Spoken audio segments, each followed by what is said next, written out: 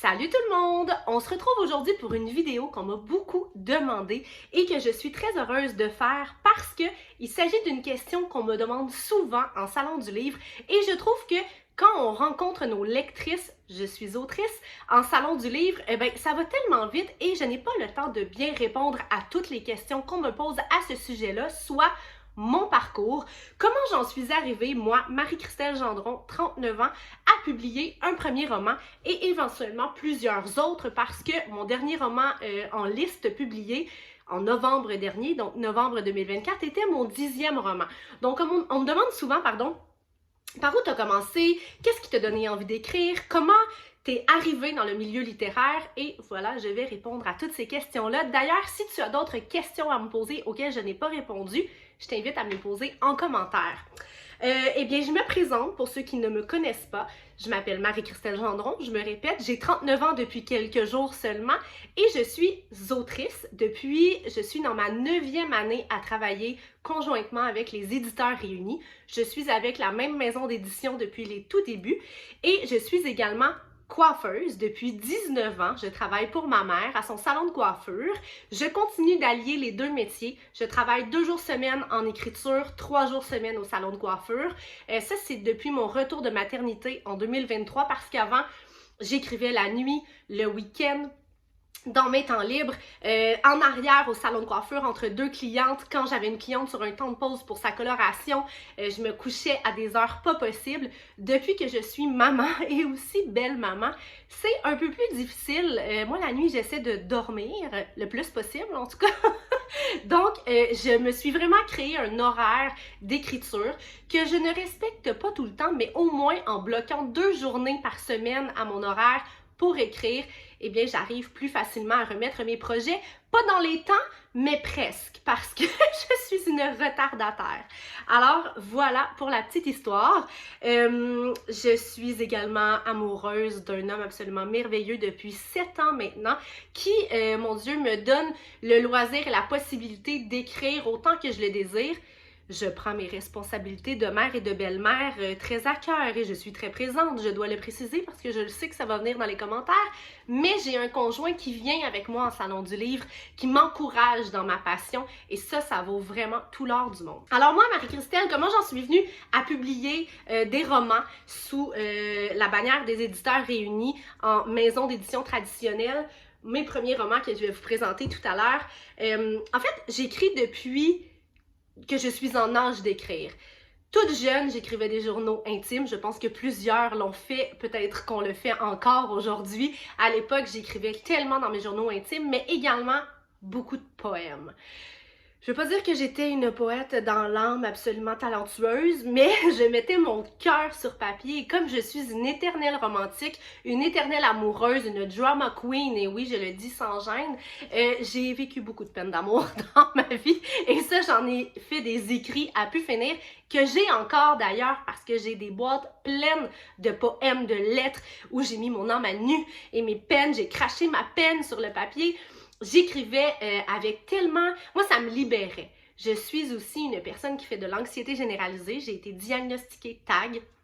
Et faisant de l'anxiété généralisée, pour moi, écrire et lire aussi, parce que je suis une lectrice... J'adore la lecture depuis que je suis toute jeune. Pour moi, c'était un moyen de m'évader et d'évacuer l'anxiété. Et à l'adolescence, au secondaire, moi, les cours de français, j'adorais ça. À l'instar de plusieurs autres personnes qui détestaient, où j'étais vraiment moins bonne. Moi, c'était en mathématiques, en sciences, en histoire, finalement, dans tout le reste, sauf le français, l'anglais et les arts. Et moi, en français, je me donnais. Là. Les compositions écrites, c'était vraiment ma force. Les oraux aussi.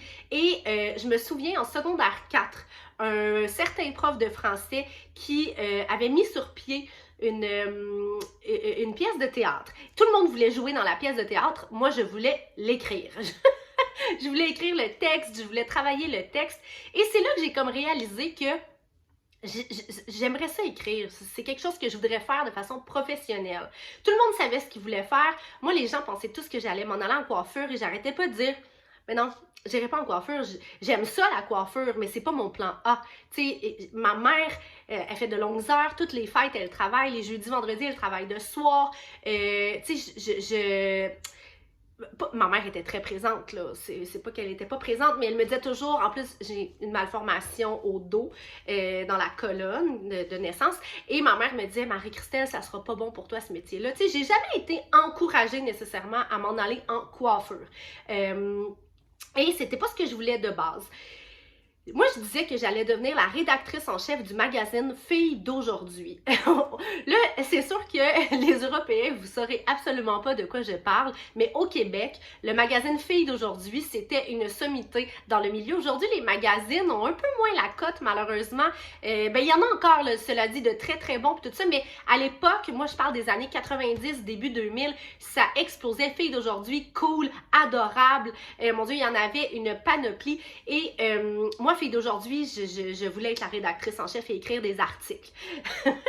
Et ensuite est venue India Desjardins avec le journal d'Aurélie Laflamme. Également, puis tu sais, je vous parle du journal d'Aurélie Laflamme, je pense que je n'ai lu qu'un seul tome et j'étais un petit peu plus vieille quand même. J'étais au secondaire, mais à la fin du secondaire quand c'est arrivé. Alors je mentirais si je disais que c'est cette série-là qui m'a donné envie d'écrire, mais on entendait beaucoup parler d'India Desjardins et je pense, si je ne me trompe pas, qu'elle écrivait dans le Cool ou dans le Filles d'aujourd'hui une chronique. Et moi, c'est ça que je voulais faire. Je voulais faire de la chronique, je voulais être journaliste dans ma tête, je pensais que c'était ça. Aller interviewer les gens, écrire des textes pour le séjour, le dernière heure, l'éco-vedette. C'était ce que je voulais faire. Et éventuellement, je me suis mis à lire beaucoup de romans. Et là, j'étais comme, je veux écrire des romans, je veux écrire des histoires. Je peux pas croire que cette imagination-là que j'ai ne servira pas ou ne servira qu'à alimenter mon anxiété dans ma tête. J'ai besoin de cracher ça sur papier. Mais tu sais, à l'époque, j'avais aucune idée de comment on devient autrice, comment on se lance là-dedans. Tu sais, c'était tellement abstrait dans ma tête et il n'y avait pas les réseaux sociaux.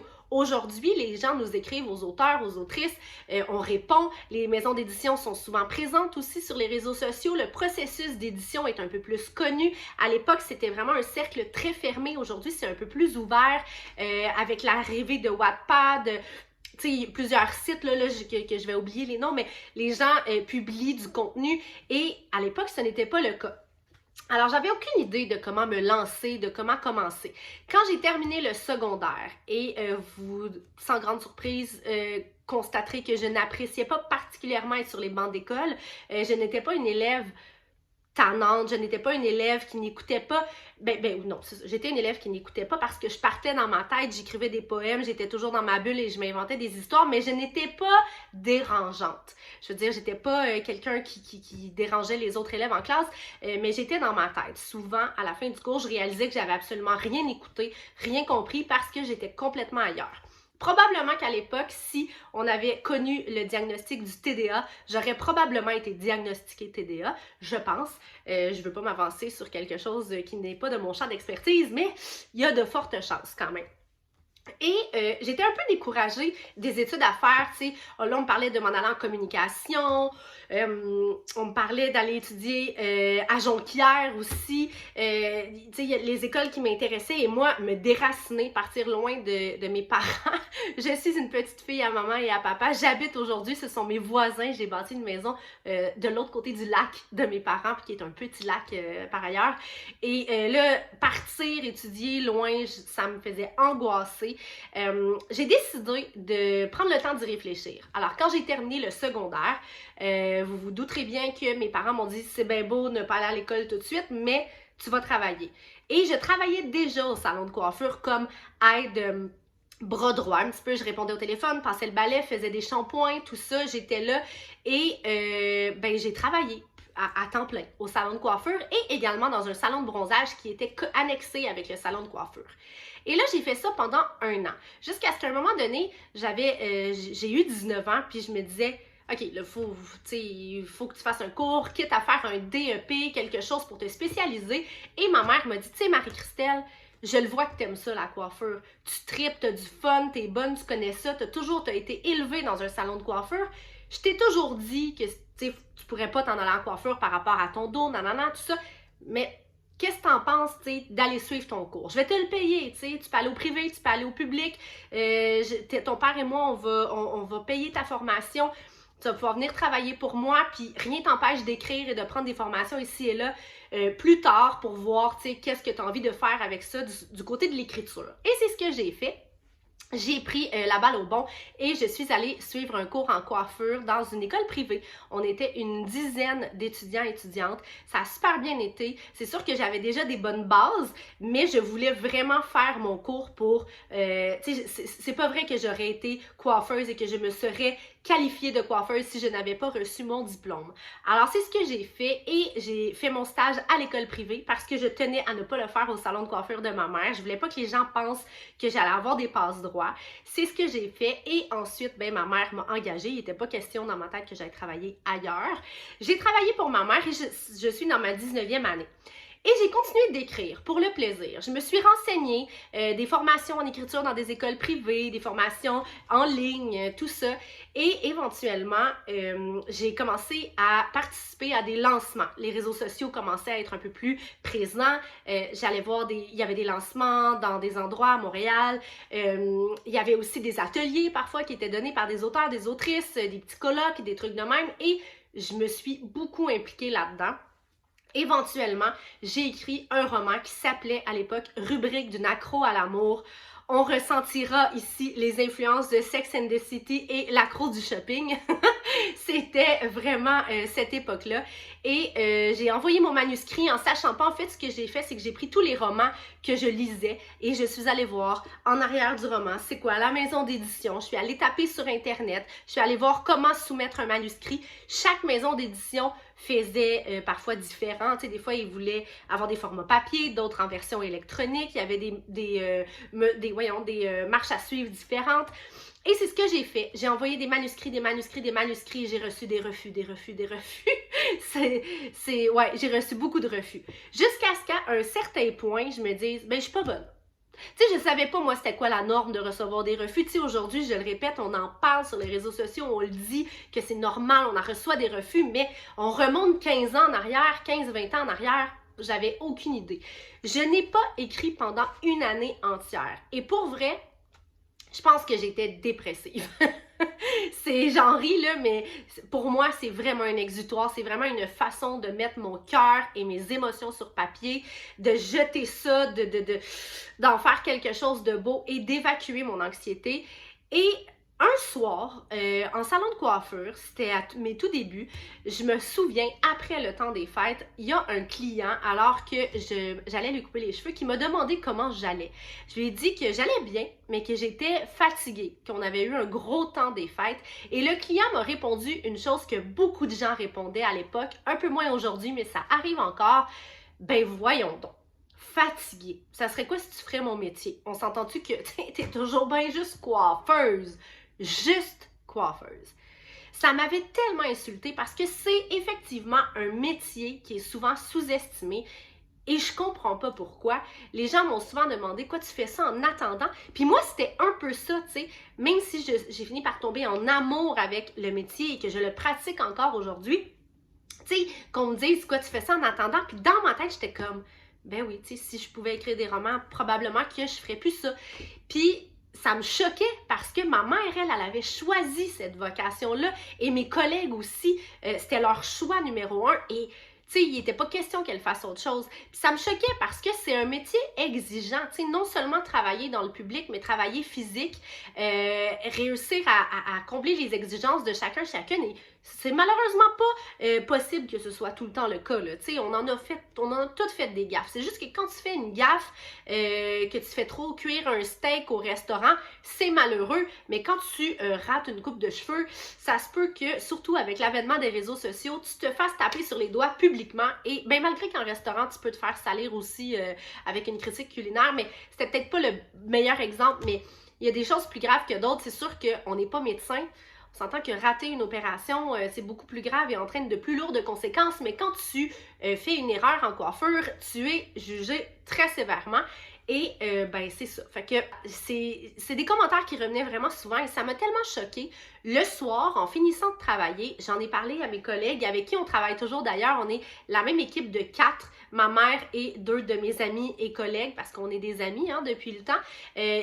D'autres collègues se sont rajoutés à l'équipe, mais le noyau de 4 qu'on est là depuis le début, on en discutait et là j'ai dit ce que le client m'avait dit et je me souviens pas c'est laquelle, mais on m'a dit ben pourquoi t'écris pas là-dessus? Tu devrais le dire, on dit toujours les coiffeuses, on pourrait écrire des romans, il arrive tellement de choses, les potins, les secrets qu'on reçoit, tout ça. Pourquoi t'écris pas là-dessus? Montre-leur c'est quoi l'envers du décor et j'ai fait ouais. J'ai repris le personnage de rubrique d'une accro à l'amour qui s'appelait Maria l'amoureux et qui était coiffeuse, mais la première version, c'était vraiment sur ses prétendants, sa vie amoureuse, quoi. C'était de la chick lit pure et dure, romance. Et j'ai repris ce personnage-là et j'ai vraiment plus ficelé une intrigue autour du salon de coiffure, des ragots de village, la réalité des coiffeuses et des coiffeurs dans la vie réelle. Et ben voilà, c'est comme ça qu'est né Confidence d'une coiffeuse exaspérée, tome 1. C'est un roman humoristique. La coiffeuse exaspérée, elle s'est souvent fait dire, ben là, si t'es si exaspérée, pourquoi tu continues de coiffer? Parce que j'aime ça, imaginez-vous donc. Mais ça n'empêche pas qu'il y a beaucoup de choses qui sont exaspérantes dans un métier, comme dans tous les métiers. Et moi, j'ai décidé de le dépeindre avec humour. Et ensuite de ça est venu le tome 2. Encore plus exaspéré, le tome 3, éternellement exaspéré. Alors, vous n'avez pas fini d'entendre parler de mon découragement face à certaines situations. D'ailleurs, j'en fais sur les réseaux sociaux des capsules humoristiques sur la coiffeuse exaspérée et je reçois beaucoup de méchanceté à ce sujet-là. Mais moi, je bloque ça tout de suite puis je laisse faire parce que ces gens-là ne méritent pas qu'on leur accorde de l'intention. Moi, je le fais avec plein d'amour quand j'expose des situations que je trouve qui ne font aucun sens. J'essaie de le faire avec le plus d'humour possible. Jamais je ne vise personne. Et ce n'est pas non plus le cas avec cette trilogie-là parce que j'avais beaucoup de clientes qui craignaient est-ce que tu parles de moi? Est-ce qu'il y a des choses que tu dis là, que des clientes qui pourraient se reconnaître? Eh bien non. Si le chapeau te fait, mets-le. Oui, il y a des situations que j'ai dépeintes.